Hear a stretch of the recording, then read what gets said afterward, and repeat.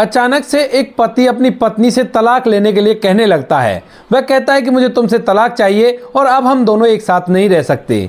इसके बाद जो पत्नी होती है वो कहने लगती है कि ठीक है, हम तलाक तो दे देंगे, लेकिन तलाक से पहले मैं चाहती हूँ कि तुम मेरी एक शर्त पूरी करो। अगर उस शर्त को तुम पूरा कर देते हो तो उसके बाद तलाक के एवज में मुझे कुछ पैसे भी नहीं चाहिए और मैं आराम से ऐसे ही तुम्हें तलाक दे दूंगी। इस बात को सुनने के बाद पति सोचता है कि चलो ठीक है, आराम से तलाक हो जाएगा तो कोई भी बड़ी बात नहीं है।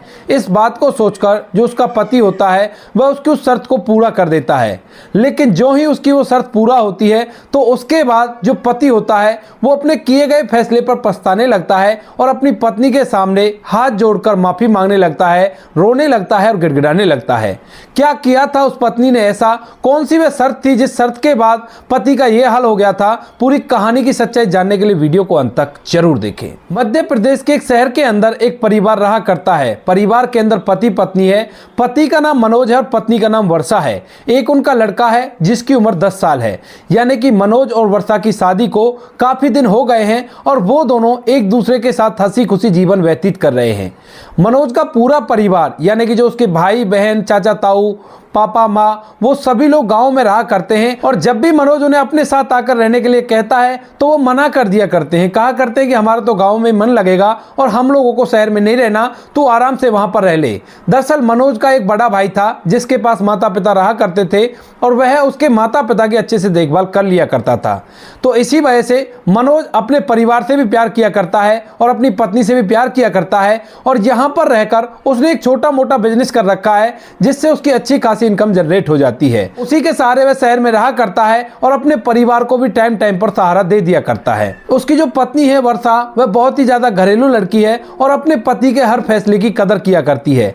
जैसे ही पति बोल दिया करता वैसे ही वो किया करती और जहां पर भी उसे लगा करता कि मुझे ऐसा करना चाहिए तो घर की भलाई के लिए वो ऐसा ही कर दिया करती। जिंदगी बड़ी अच्छी तरह से बीत रही थी, कोई भी कैसी भी दिक्कत नहीं थी। लेकिन तभी अचानक से जो मनोज का गांव वाला बड़ा भाई होता है उसकी तबीयत काफी ज्यादा खराब हो जाती है और यह बात जैसे मनोज को पता चलती है तो वह अपने भाई को यहां शहर में बुला लेता है।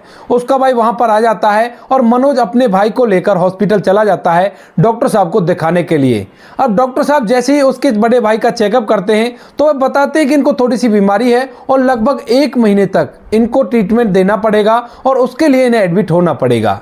अब मनोज जब ये सुनता है कि भाई को बीमारी है और 1 महीने तक एडमिट होना पड़ेगा तो वो कह देते हैं कि ठीक है, कोई बात नहीं, आप एडमिट कीजिए, अपने भाई की देखभाल मैं खुद से करूंगा और कोई भी कैसी भी दिक्कत नहीं है। इसके बाद मनोज का जो बड़ा भाई होता है वो वहीं पर उसे हॉस्पिटल में एडमिट करा दिया जाता है और मनोज अपने भाई की केयर करने के लिए वहीं हॉस्पिटल में रुक जाता है। अब जब वर्षा को पता चलता है कि बड़े भाई साहब को एडमिट करा लिया गया है और उसके बाद जो उसके पति हैं वो वहीं पर उनकी देखभाल के लिए रहेंगे तो वर्षा भी टाइम टाइम पर जाकर उनको खाना देकर आया करती और अच्छे से उनका ख्याल रखती है।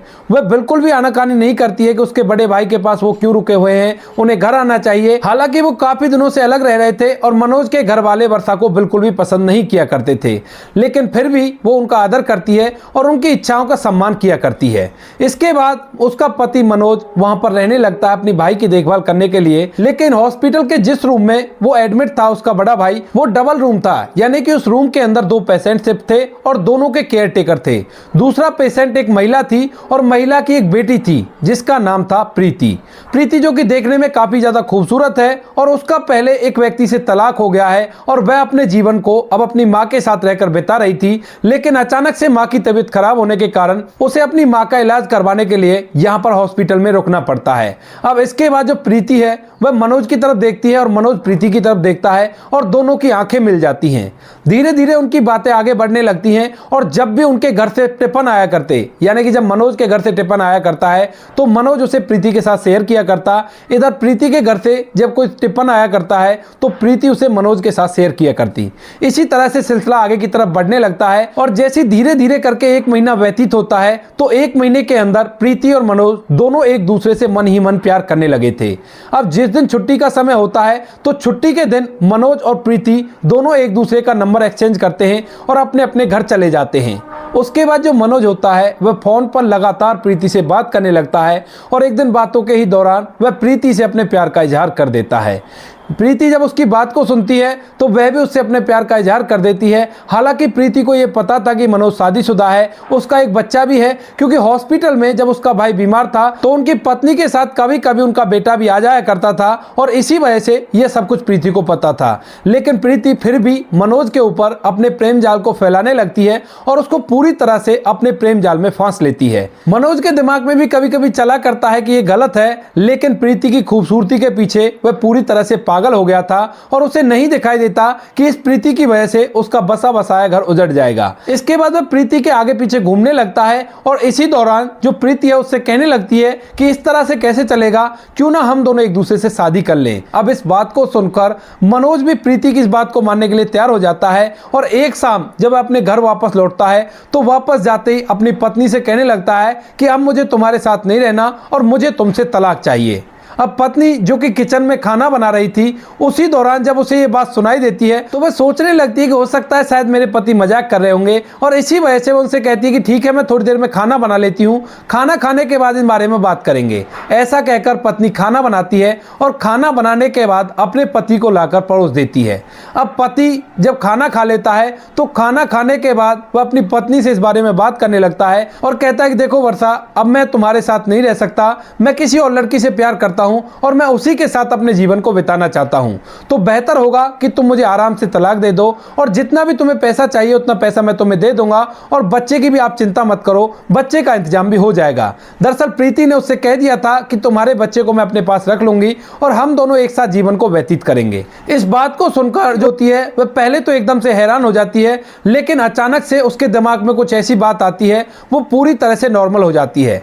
वह कहती है कि ठीक है, अगर तुम्हें तलाक चाहिए तो तलाक मिल जाएगा, लेकिन जो वर्षा होती है वो कहती है कि मुझे पैसे बिल्कुल भी नहीं चाहिए, केवल मेरी एक शर्त है, उस शर्त को पूरा कर दो और उसके बाद मैं तुम्हें खुशी खुशी तलाक दे दूंगी और अगर तुमने मेरी शर्त नहीं मानी तो उसके बाद मैं तुम्हारा पीछा नहीं छोड़ने वाली हूं और अगर मैं राजी नहीं रहूंगी तो उसके बाद तुम्हारा तलाक हो ही नहीं पाएगा, काफी दिन लग जाएंगे और मेरे ख्याल से तब तक तुम ऐसे ही रह जाओगे। इसके बाद मनोज इस बारे में गहन सोच विचार करने लगता है और सोचता है कि अगर मैं इसकी शर्त को मान लेता हूं तो अच्छा रहेगा, ना तो मुझे पैसे देने होंगे और ये झट से राजी भी हो जाएगी तलाक के लिए। तो वो कहता है कि ठीक है, मैं तुम्हारी शर्त मानने के लिए तैयार हूं, बताओ मुझे क्या करना होगा। तो जो वर्षा होती है वो कहने लगती है कि इस बारे में मैं तुम्हें सुबह बताऊंगी, सुबह तक का वेट करो और सुबह उठने के बाद मैं तुम्हें पूरी कहानी बता दूंगी कि क्या क्या होना होगा और किस वजह से हमारा तुम्हारा आसानी से तलाक हो जाएगा।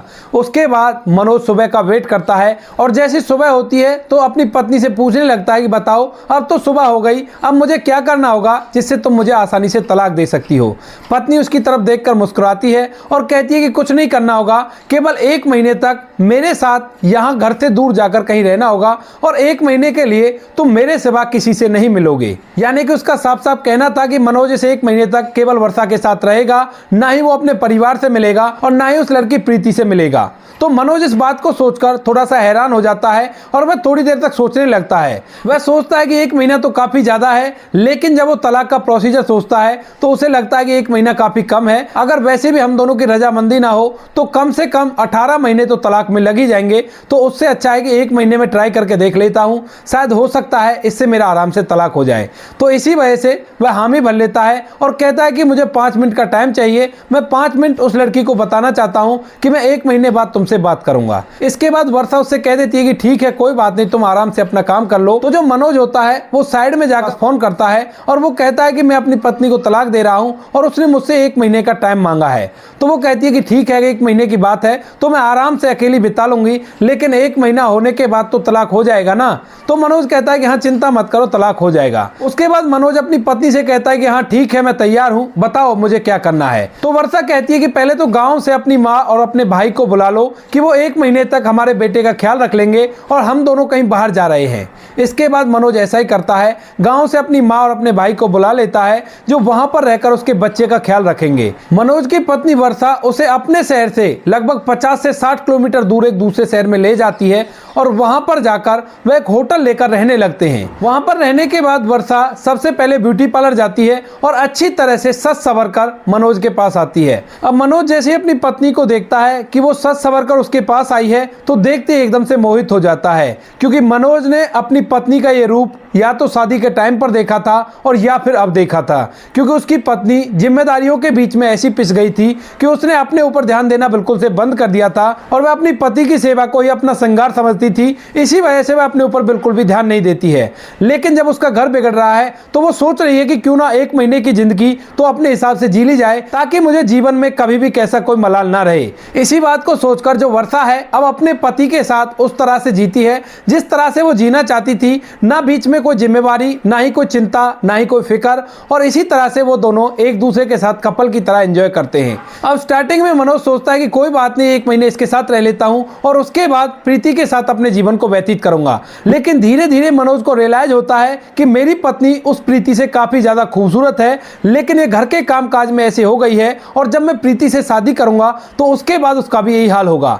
धीरे धीरे करके उन्हें 18 दिन बीत जाते हैं और 18 दिन बाद एक दिन जो मनोज की पत्नी होती है वह उस होटल से बाहर तो निकलती है, लेकिन पूरी रात भर वह वापस नहीं आती। अब यह सब कुछ देखकर मनोज पूरी तरह से तड़पड़ाने लगता है, बार बार अपनी पत्नी वर्षा का फोन ट्राई करता है, लेकिन वर्षा ने अपना फोन स्विच ऑफ कर लिया था और वह पूरी रात भर स्विच ऑफ रहता है। दूसरे दिन सुबह सुबह जो वर्षा होती है वहां पर मनोज के पास आती है और मनोज के साथ नॉर्मल तरीके से रहने लगती है। अब जो मनोज है वह उससे पूछने लगता है कि रात भर तुम कहां रही थी, तो वो कहती है कि तुम्हें इससे क्या मतलब, वैसे भी कुछ दिनों बाद तुम्हारा तलाक हो जाएगा और इस बीच ये शर्त तुम्हें मेरी माननी पड़ेगी और तभी मैं तुमको आराम से तलाक दूंगी। तो तुम्हें कोई हक नहीं बनता इन बातों को पूछने का, केवल जिंदगी को आराम से जियो, जैसा मैं तुमसे कह रही हूँ वैसा करते रहो और तुम्हें तलाक मिल जाएगा। इसके बाद मनोज के दिमाग में ये बात खटकती है कि मेरी पत्नी एक रात कहां चली गई, लेकिन फिर भी वह उसके साथ रहने लगता है। रहते रहते 1 महीना कंप्लीट हो जाता है और इस 1 महीने के अंदर जो मनोज है उसने अपनी पत्नी वर्षा का वो रूप देखा था जिस रूप का वो काफी ज्यादा दीवाना हो जाता है और उसके दिमाग में से जो प्रीति की छवि होती है वो पूरी तरह से निकल जाती है।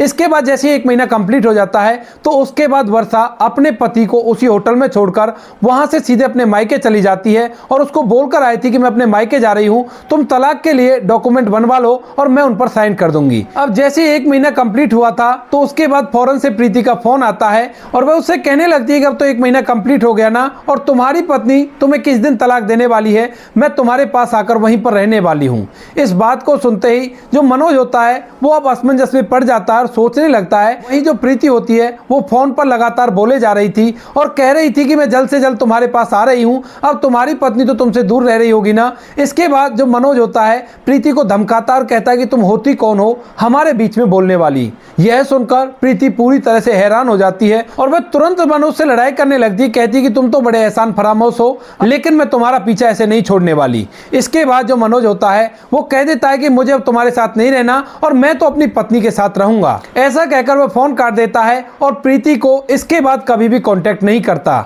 मनोज वहां से अपनी गलतियों का पिटारा लेकर सीधा अपने घर आता है, जहां पर उसके भाई और उसकी मां है जो उसके बच्चे का ख्याल रख रहे हैं, और वहां पर आकर वह घर को इधर उधर से देखने लगता है, क्योंकि उस घर के अंदर उसने अपनी पत्नी के साथ जीवन बिताया है और यहाँ पर उसकी पत्नी की ढेर सारी यादें बसी हुई है। जिस दरवाजे की तरफ वो देखता है तो उससे उसे अपनी पत्नी का एक रूप निकलता हुआ दिखाई देता है, जो कि पूरी तरह से स्लो मोशन में उसे महसूस होता है। इसके बाद उसकी माँ उसके पास आती है और कहती है कि बेटा क्या हुआ और बहू कहाँ है, बहू तुम्हारे साथ नहीं आई। तो जो मनोज होता है वह एकदम से फूट फूट कर रोने लगता है और अपनी माँ के गले से लिपट जाता है। कहता है कि माँ मुझसे बहुत बड़ी गलती हो गई और मैंने इतनी बड़ी गलती की है कि शायद तुम्हारी बहू मुझे उसके लिए माफ ना कर सके। अब जैसे ही माँ इस बात को सुनती है तो वो उससे पूछने लगती है कि बेटा क्या हुआ और तुम ऐसी बातें क्यों कर रहे हो। तो जो मनोज होता है वह अपनी पूरी कारस्तानी यानी कि जो कुछ भी उसने अपने भाई को हॉस्पिटल ले जाकर किया था और उसके बाद वह प्रीति के कॉन्टेक्ट में आया था और अपनी पत्नी से प्रीति के बारे में बताकर तलाक लेना चाहा था, वो सारी के सारी बातें वह अपनी माँ को बता देता है और फूट फूट कर रोने लगता है। अब इन सभी बातों को सुनने के बाद जो मनोज की माँ है वो एकदम से उस पर गुस्सा करने लगती है और कहती है कि नालायक तूने ये क्या कर दिया। तुम्हारी जो पत्नी थी वो एकदम देवी का रूप थी, भले ही मैं उससे नाराज रहा करती थी, हमारा परिवार उससे नाराज रहा करता था, लेकिन उसने कभी भी इन बातों का बुरा नहीं माना और हमेशा हमारा सम्मान किया। जब भी वो कहीं हमें अकेली मिल जाया करती थी तो फौरन से हमारी इज्जत किया करती और आज तक भी उसकी एक भी बात हमें ऐसी नहीं मिली कि वो कहीं पर हमारे बारे में कोई बुरी बात कह रही हो। तूने बहुत बुरा किया है और इसकी सजा तुम्हें जीवन भर भुगतनी पड़ेगी। ऐसा कहकर माँ उससे लड़ाई करती है और लड़ाई करने के बाद अपने बड़े बेटे को लेकर वहां से सीधा अपने घर चली जाती है। मनोज इन सभी बातों को सोच सोच कर फूट फूट कर रोता रहता है और वह सोचता है कि सच में उसने बहुत बड़ी गलती कर दी है। लेकिन तभी मनोज वहां से उठकर अपनी पत्नी को मनाने के लिए सीधा उसके मायके पहुंच जाता है और वहां जाकर अपनी पत्नी से माफी मांगने लगता है। लेकिन उसकी पत्नी कहती है कि नहीं, माफी का क्या मतलब है, तुमने मेरी शर्त पूरी की है तो अब मैं भी अपने वादे पर कायम रहूंगी और तुम तलाक के पेपर रेडी करवा दो। अगर तुम समर्थ नहीं हो तो मैं रेडी करवा देती हूँ। हम दोनों का तलाक ही हो जाना चाहिए, क्योंकि जब तुम्हें मैं पसंद ही नहीं हूं तो मेरे साथ रहकर तुम्हें क्या फायदा होगा। लेकिन मनोज उसके पैरों को पकड़ लेता है और वहां पर जो वर्षा के मायके वाले थे उनसे भी माफी मांगने लगता है और उनसे हाथ जोड़ जोड़ कर कहने लगता है कि मुझे माफ कर दो और मेरी पत्नी को कह दो कि वो मेरे साथ ही रह लेगी।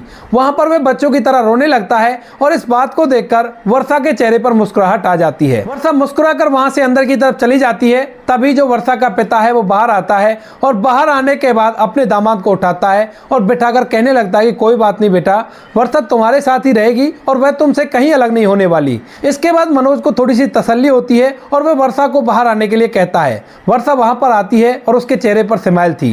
वह कहने लगती है कि मनोज, मैंने तो उसी समय भांप लिया था जब मैं हॉस्पिटल के अंदर तुम्हें लंच देने के लिए जाया करती थी, क्योंकि वह लड़की जिस तरह से तैयार होकर वहां पर रहा करती थी और तुम उसकी तरफ देखा करते थे और वो तुम्हारी तरफ देखा करती थी, उससे साफ साफ ये बात जाहिर हो रही थी कि तुम इसके प्रेम जाल में फंस रहे हो। लेकिन मैं जानती थी कि ये लड़की केवल तुम्हारे साथ रहकर जीवन को व्यतीत करना चाहती है, क्योंकि तुम्हारे पास ज्यादा पैसा है। और तुम्हें याद होगा जब हम तुम दोनों एक साथ रह रहे थे तो उस टाइम पर एक रात के लिए मैं गायब हो गई थी, तो उस टाइम पर मैं इसी के बारे में पता लगाने के लिए गई थी। दरअसल इसका जो पहला पति था वह एक छोटी नौकरी पर था और उसने इसे इसलिए तलाक दे दिया था कि वो उसके खर्चों को पूरा नहीं कर पा रहा था। अब तुम्हारा एक छोटा सा बिजनेस है और तुम्हारे पास उसे ज्यादा पैसा दिखा तो वो तुम्हारे साथ रहना चाहती है। इसकी नजर को देखकर तो मैं पहले ही समझ गई थी, लेकिन उस दिन मैं इस बात को कंफर्म कराई और ये सब कुछ जो कुछ भी मैंने किया था ये केवल इसीलिए किया था ताकि तुमको सच्चाई का आईना दिखा सकूं। पत्नी परिवार की जिम्मेवारियों की वजह से ज्यादा सजने संवरने पर ध्यान नहीं दे पाती है और इसी वजह से पति को लगता है कि अब ये पहले जैसी नहीं रही है। लेकिन मैं आज भी पहले जैसी हूं। अगर तुम मुझे इस तरह का टाइम दे देते हो जिस तरह दूसरी महिला को तुम देखते हो तो मैं उसी तरह की तुम्हें बनकर दिखा दूंगी। इसके बाद पति एक बार फिर से अपनी पत्नी से माफी मांगता है और कहता है कि वर्षा मुझे माफ कर दो और मेरे साथ घर चलो और मेरे घर को बसाओ। वर्षा अपने पति के साथ चलने के लिए तैयार हो जाती है और वहां से दोबारा उसी घर में आ जाती है। अब यह बात सुनकर कि वर्षा घर में आ गई है, मनोज की जो माँ होती है वह वहां पर आती है और वहां पर आने के बाद अपनी बहू को शाबाशी देती है। इसके बाद पूरा परिवार एक साथ बैठता है और जब कभी मनोज को ये सारी बातें याद आया करती हैं तो वह अपने आप पर बहुत शर्मिंदगी महसूस किया करता है और उसी समय जाकर वर्षा से माफी मांगने लगा करता है। लेकिन वर्षा उससे कहती है कि कोई बात नहीं, जो हो गया उसे भूल जाओ, अब आगे से जिंदगी को ऐसे बिताओ जैसे कुछ हुआ ही नहीं हो। इन बातों को बार बार याद करने से कोई फायदा नहीं है, केवल दुख के सिवा तुम्हें और कुछ नहीं मिलेगा। उसके बाद वह हंसी खुशी अपना जीवन व्यतीत करने लगते हैं और यहाँ पर यह कहानी समाप्त होती है। ये थी आज की कहानी। आपको जैसी भी लगी हो कमेंट सेक्शन में बता देना। वीडियो अच्छी लगे तो वीडियो को लाइक और चैनल को सब्सक्राइब जरूर करें ताकि हमें थोड़ा सा हौसला मिले आप लोगों के लिए ऐसे अच्छे वीडियो बनाने के लिए। इन कहानियों को सुनाने का उद्देश्य किसी को परेशान करना बिल्कुल भी नहीं है।